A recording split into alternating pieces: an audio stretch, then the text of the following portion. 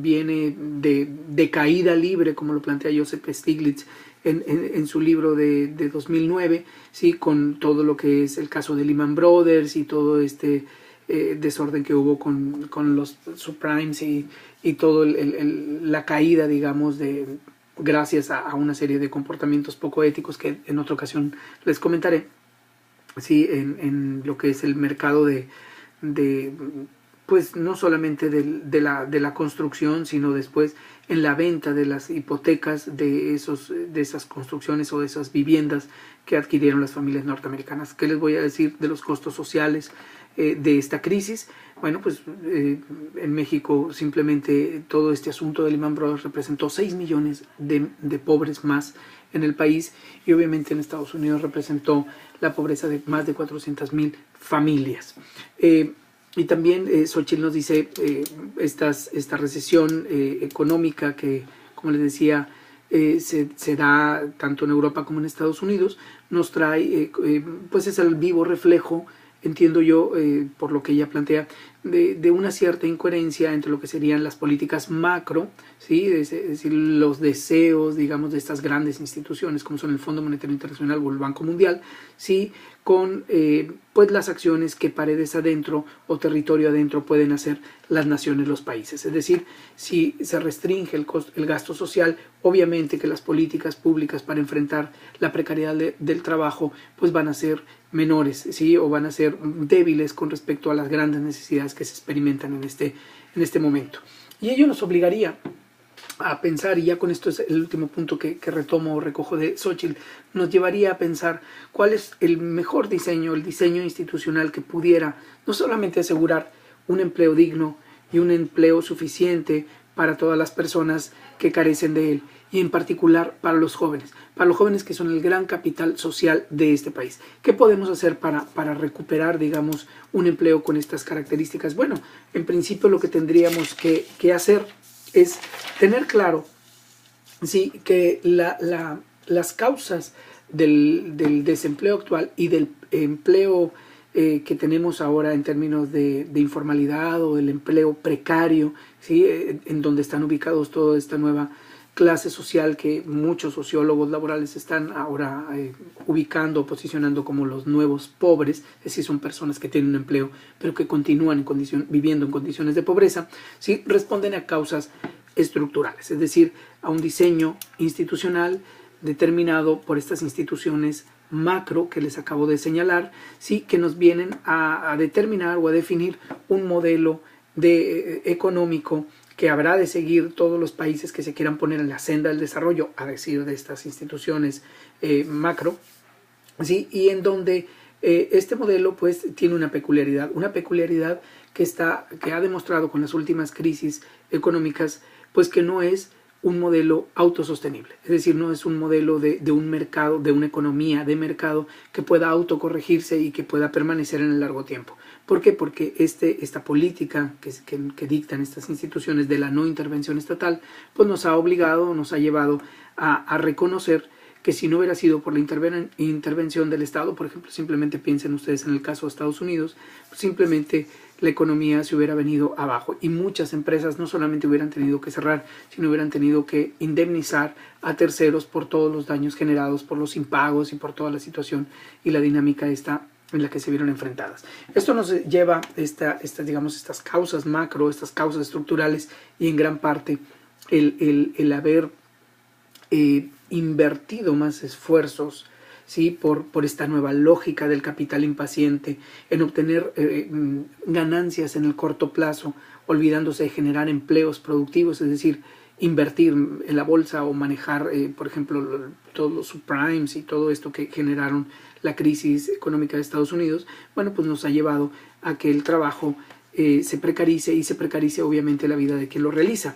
Y esto obviamente que nos pone o nos enfrenta a ciertos desafíos morales. En principio es cómo podemos hacer para que en condiciones de precariedad material el trabajo posibilite la autonomía de quien lo realiza. Es decir, que la persona no se vea esclavizada, no se siente esclavizada, no vea subyugadas o no vea sometidas o no vea, no se vuelva una persona dependiente de actividades que ni quiere realizar, ni le dejan nada como persona, y que sin embargo, pues para poder sobrevivir tiene que realizar. Es decir, la pregunta aquí y la innovación y la gran creatividad que debería de tener el nuevo empresariado, en este caso los jóvenes que están intentando entrar al mundo de la creación de las empresas, es cómo poder generar empleos que no solamente sean dignos en términos de lo que materialmente hablando uno puede aspirar cuando tiene un empleo, sino que también estos posibiliten la autonomía humana, es decir, posibiliten la libertad, la toma de decisiones, la creatividad, que posibiliten que aquello que todo el mundo tenemos que abonar a un empleo pueda ser dado y de manera suficiente. Pero también otro de los desafíos es el principio de la beneficencia. En un mundo, como dice Hillel Lipovetsky, en un mundo en donde uno de los polos de la hipermodernidad es el hiperindividualismo y el hiperconsumo, ¿sí? Pues nosotros tendríamos como resultado que la beneficencia no es un valor que esté a la alza. Sin embargo, todo el mundo reconocemos que actuar de modo egoísta, actuar con base en esta lógica del gano-pierdes, ¿sí? O perdemos con tal de que tú no ganes y yo pierda, ¿sí? Nos ha llevado a olvidar un principio que es muy importante, que es el de la beneficencia, y que en cierta medida alinea lo que serían los bienes internos de una profesión. Es decir, que una profesión se dirija hacia la realización de aquellas actividades que está llamada a cumplir, es decir, el médico a curar, el maestro a enseñar, el abogado a defender, etc. ¿Sí? El principio de la beneficencia pues nos ayuda a que las actividades profesionales no se vean únicamente dirigidas hacia la materialización de estas. Y otro de los desafíos morales es cómo promover el respeto, es decir, cómo poder entender que en las relaciones laborales, en el contexto internacional, piensen ustedes en una fábrica transnacional, pues van a superar las barreras culturales, van a superar los desafíos que nos enfrentan, digamos, los intereses económicos de un mercado globalizado que muchas veces aprovecha, digamos, los vacíos legales o la flexibilidad, digamos, de la política económica de ciertos países para, pues, producir a precios de bajo costo o para producir aprovechándose de las condiciones de vulnerabilidad en la que se encuentra gran parte de la población que vive en un país. Piensen ustedes, por ejemplo, en la desgracia esta tan lamentable que hubo en Bangladesh. ¿Sí? Cualquiera de nosotros que trae una camiseta o usa de marcas importantes incluso, se darán cuenta que gran parte de las prendas que nosotros utilizamos provienen de Bangladesh, en donde Bangladesh pues obviamente es una economía pues precarizada, un país muy pobre, en donde básicamente la gente vive o la economía de ese país depende en gran medida de las camisetas. Entonces es importante que ustedes piensen de qué manera nosotros como usuarios o como empleadores pudiéramos pensar en aquellas personas que desarrollan una actividad laboral en términos del mismo respeto que nosotros nos pudiéramos tener, tanto a nuestra persona como a las personas que son próximas a nosotros. Y estos tres principios o estos tres desafíos morales, que serían el de la autonomía, el de la beneficencia o el respeto, también nos llevarían o nos pueden conducir a esta parte de la reflexión a la que quiero que lleguen en el ensayo que van a trabajar, que es cómo remoralizar en estas condiciones de precariedad global del empleo, cómo remoralizar el empleo, es decir, cómo recuperar el telos, el sentido, aquello que le da, que es la razón de ser de la actividad profesional que ustedes van a realizar o que realizan. Cómo hacer también para que en estas condiciones de vulnerabilidad no nos aprovechemos de que hay personas que necesitan el empleo y que estarían dispuestas a hacer cualquier cosa o cualquier cantidad de cosas con tal de tener un empleo. ¿Sí? Eso no es asegurar la autonomía de las personas, sino más bien aprovecharse de las condiciones de pobreza en las que vive mucha gente. Por ejemplo, piensen ustedes por qué una persona en un contexto del mundo puede producir por $1 la hora o por un día, por un pago de un dólar al día. Bueno, simplemente porque tiene necesidad, no es porque la persona desee o su voluntad o su autonomía lo lleve a ese sitio de trabajo, es simplemente porque no tiene otra salida. Que nosotros aprovechemos esa condición, bueno, no nos hace mejores empresarios, al contrario, nos hace unos aprovechados en ese sentido, y yo creo que tendremos que pensar en otras alternativas más innovadoras, más constructivas, pero sobre todo que tengan en cuenta la autonomía o la libertad humana a la que todo mundo tenemos derecho en el momento que realizamos una actividad laboral. También otro de los retos que tendría este proceso de remoralización del empleo sería actuar con transparencia, ¿sí? De modo transparente. ¿Cómo hacer para no aprovecharnos de los vacíos legales? Uy, se acaba de meter una palomilla aquí. ¿Cómo hacer para no aprovecharnos de los vacíos legales? ¿Cómo hacer para está volando la cosa esta aquí? ¡Qué miedo! A ver si no nos pica esto, no sé qué sea. Un bicho.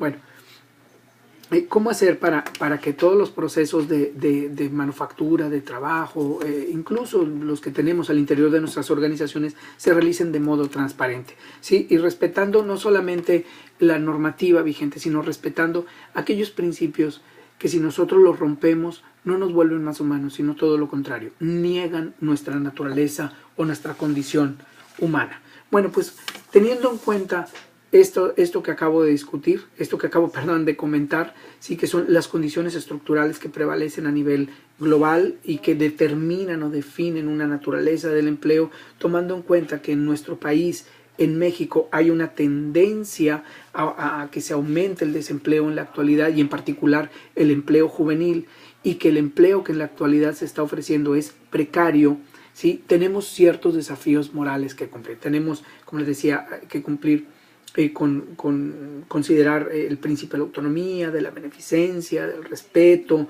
para recuperar el telos, el sentido, la razón de ser que viene dada a cada una de las profesiones, con el propósito de que nadie seamos obligados a hacer lo que no queramos en términos del trabajo o de nuestra actividad u ocupación laboral.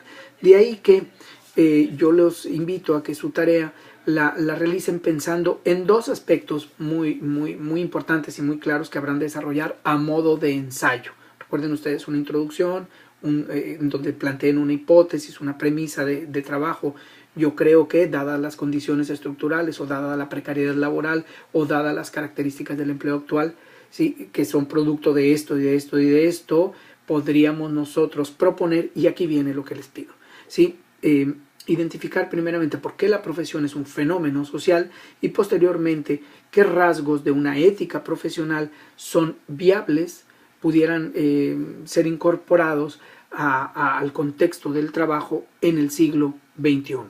¿Y cuáles serían los principios éticos que esta ética profesional debería de ponderar, debería de abanderar, con el propósito de que no solamente respondamos con altura moral a las nuevas condiciones en las que se enfrenta el trabajo actual, sino que encontremos nosotros sentido en la actividad profesional que realicemos o realizamos, y que también nosotros lo realicemos de modo autónomo, es decir, de modo libre.